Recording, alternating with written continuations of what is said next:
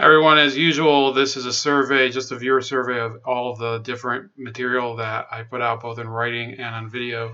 So fill it out if you have a couple minutes. You can actually finish it during the video. It's about 8 questions long.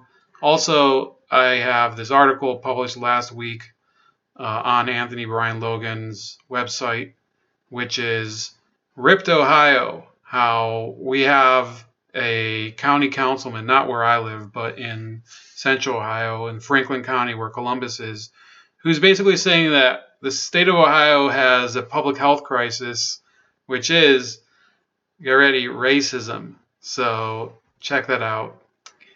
And we're going to talk a little bit about Joe Biden, and more specifically, actually, it's not so much about Joe Biden. It's about Charlemagne the God, and this has gone viral. You've probably all seen this by now. Black people saved your political life in the primaries this year. They have things they want from you, and one of them is a black woman running mate. What do you say to them? What I say to them is that I'm not acknowledging anybody who is being considered, but I guarantee you there are multiple black women being considered. Multiple. Well, Thanks so much. That's really our time. I apologize. You can't do that to black media. I can't do that to white media and black media because my wife has to go on at 6 o'clock. Okay. I'm in trouble. Listen, you got to come see us when you come to New York, VP Biden. I will. It's a long way until November. We got more questions. You got more questions, but I tell you, if you have a problem figuring out whether you're for me or Trump, then you ain't black. It don't have nothing to do with Trump. It has to do with the fact I want something for my community. I would love to see. Take a look at my record, man. I extended the voting rights 25 years. I have a record that is second to none. The NAACP has endorsed me every time I've run. Come on. Take a look at the record. So that's the clip, and I think that one of the big things that people are not paying attention to is that why was Charlemagne the God more pissed off? Because his interview was cut off, and what was he saying?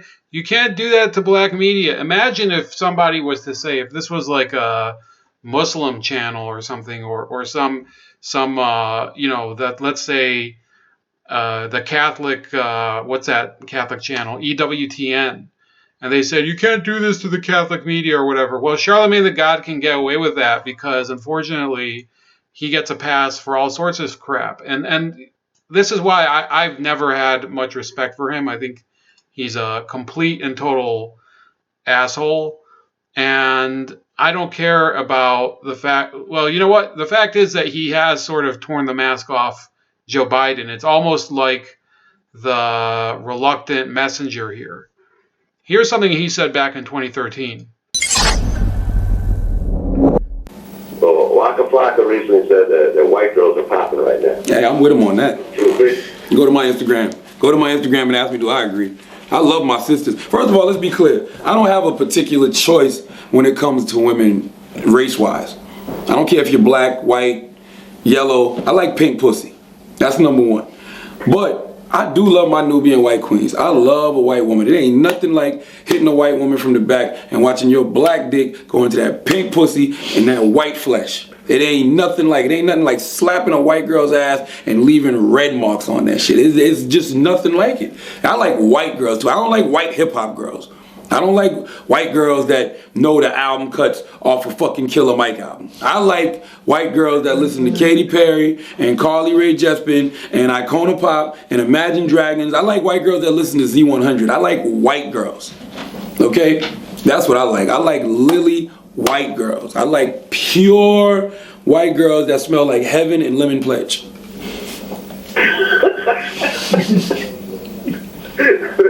You co-sign Waka Flocka. I'm with him. Listen, I've been on my Nubian white queen kick. I love white women. I love hanging out with white women. I love getting drunk with white women. I love having conversations with white women. And it don't have nothing to do with having something against the sisters. I love the sisters. You know what I'm saying? The mother of my child is a black woman, and she's that's the love of my life. Will always be the love of my life. My mother is a black woman. My grandmother was a black woman. Black women have empowered me throughout my life. But all right, who cares? This is him trying to explain away. The fact is, if I was to go on this channel and talk about how I think I want some sort of Nefertiti goddess from the wilds of Africa, yada, yada, yada. Yeah, that would not be acceptable in polite society. But Charlemagne the God can go on his show and talk about white women left and right because there's no standard applied to him.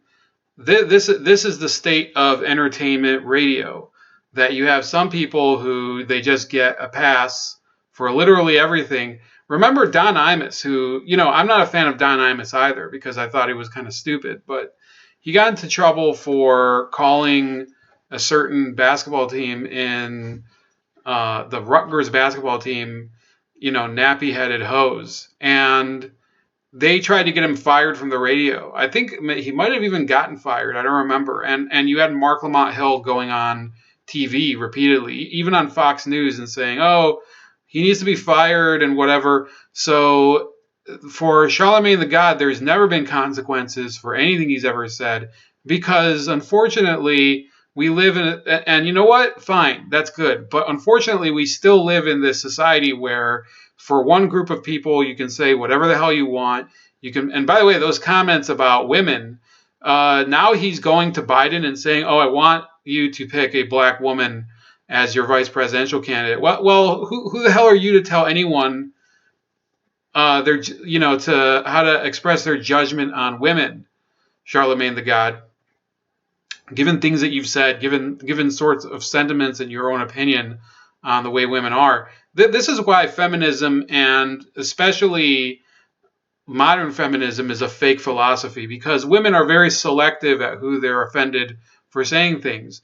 When you have someone like Charlemagne the God who can go and walk in the same corridors and dine with the same people, who continuously talk about the Me Too movement and about how there needs to be gender equality and everything, that's when you know that the whole thing is fake anyway, that in reality, we should let just the market decide how much people have value and whether people should be doing certain things or not. If people want to, obviously, I don't encourage people to go into their office dressed like a huge and utter, just like some sort of slag, with low-cut dresses and things like that, because it's unprofessional. And that's how things are determined. If people don't think that a certain mode of dress is professional, and that's going to be the way it is. But instead, you have people in terms of the feminist movement trying to define one class of men as completely sexist because they spread their legs too far on the subway, manspreading,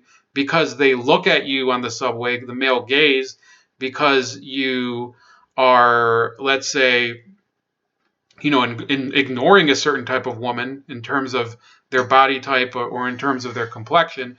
That's considered sexist in the minds of the modern feminist.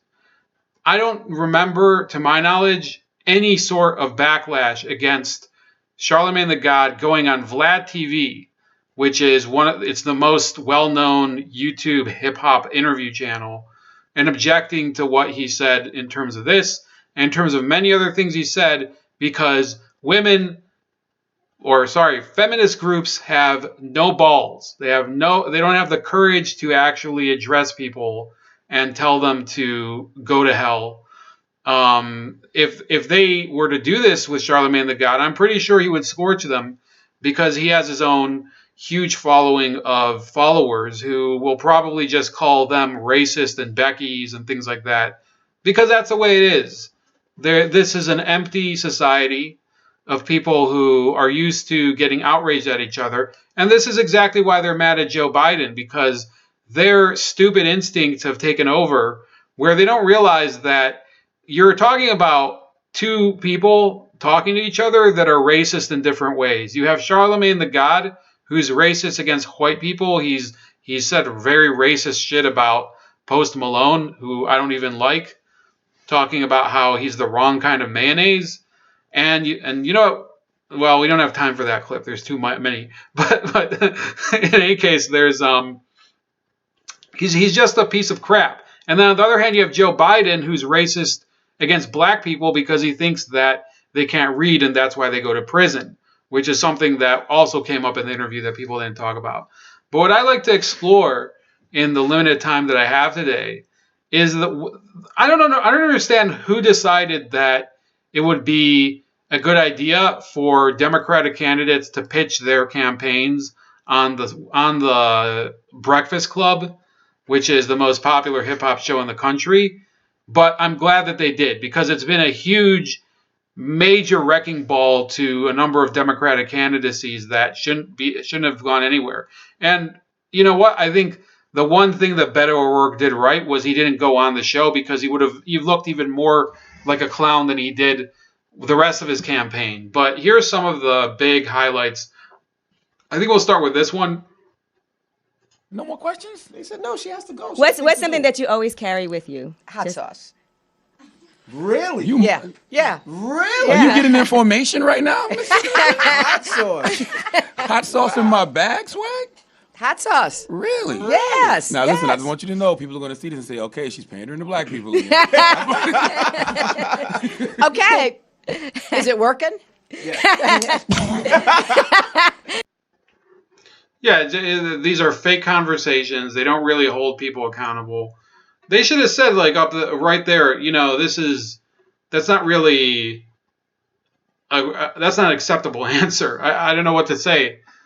They're not really interested in actual discourse. It's just they know that these people are coming on in order to get votes, and they don't actually have serious questions. Here we go. So, Elizabeth Warren, this was a great one. So I grew up in Oklahoma. Mm-hmm. I learned about my family the same way most people learn about their family, from my mama and my daddy and my aunts and my uncles. And it's what I believe. But I'm not a person of color. Mm-hmm. I'm not a citizen of a tribe. And I shouldn't have done it. If you had a chance to do it over, would you? I can't go back, but I shouldn't. Mm-hmm. But what I can do is try to be a good partner. And that's what I do every day. Mm-hmm. So, for example, in the things we're talking about here, what I want to see us do in education is I want to see us get rid of the student loan debt and make an investment in the historically black colleges and universities. I want to see us in housing, hit redlining head on. I've got the first housing proposal to just smack straight into that. I want to see us in healthcare, address healthcare disparities, and particularly maternal mortality rates for black women. We got serious problems. I see you talk about reparations as well. Yeah. So what, your family told you were Native American? Yeah. Charlamagne tells me I'm Dominican, but I don't believe him. You are. How long did you hold on to that? Because there was some reports that said you were Native American on your Texas bar license, and that you said you were Native American on some documents when you were a professor at Harvard. Like, why'd you do that? So it's what I believe. That's, like I said, it's what I learned from my family. When did you find out you weren't? Well, I'm not a person of color. I'm not a citizen of a tribe. And tribal citizenship is an important distinction. And not something I am. So. Was there any benefits to that? No. Boston Globe did a full investigation. It never affected, nothing about my family ever affected any job I ever got. She didn't get a discount in college? No. You kind of like the original Rachel Dolezal a little bit. Rachel Dolezal was a white woman pretending to be black. No, this is what I learned from my family. Yeah. Yeah. Now, what? So yeah, that was a disaster for Elizabeth Warren. And this is the template for a lot of the different people who have gone on to his stupid show and been demolished. You know what? Good for him, I guess. If he can make a name for himself as, I guess, this disaster artist for the Democratic candidates, I guess it is worth it. Here he is wearing a Kappa shirt, tracksuit. That's actually a pretty cool brand. I don't know if you guys have had it, Kappa. I think they're out of Italy. They don't sell as much sportswear here in the U.S. for some reason. I don't know why I'm noticing it just now. You don't want to. Oh, okay. I'm about to say you don't want to marry somebody now, because when you start getting hot, you might become president. She might just want you for that. No, I got first lady. Before I declare president, I'm dating somebody that's really special. So. Oh, yeah. So Cory Booker got a boo. I got a boo. You must not read the blogs, Charlamagne. I don't. Tell me, who's the boo? He's on the blogs. Oh, okay. Yeah, but that. Will she make a nice first lady, whoever she is? Yes, she would. Thank you for saying that. Yes, she would. Thank you for saying that. Oh, so whoever this special someone is someone you may potentially Marry one day. And we're, look, please, what have we gotten myself into right now, man? So this was the moment that Cory Booker was outed as dating someone back in 2019, and that was Rosario Dawson. Now, to my knowledge, I think they might have already split up because I guess he dropped out. Well, here it is. So, why Rosario Dawson isn't quarantining with boyfriend Cory Booker? So, I think that they're still having this charade go on, and it's just strange,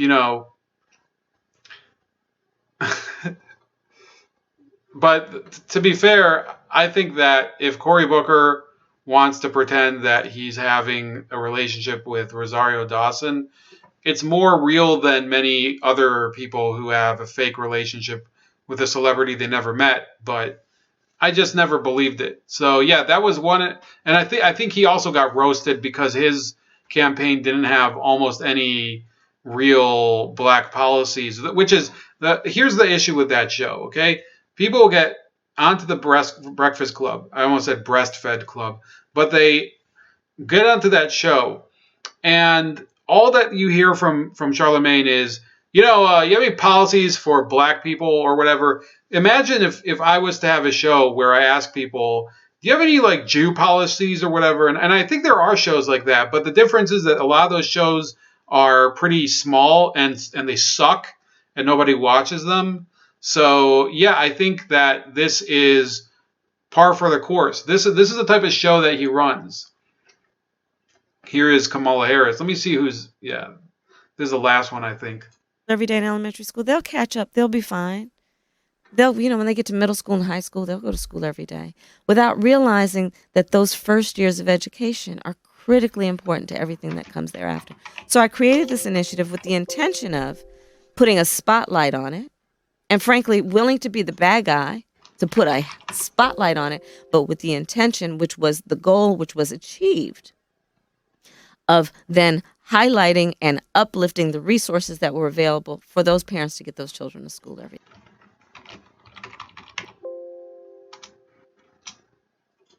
So you didn't lock up parents when their kids didn't go to school. I'm just trying to clear up all the BS. Yeah, no. Also, and I know the answer to this too, they say you oppose legalizing weed.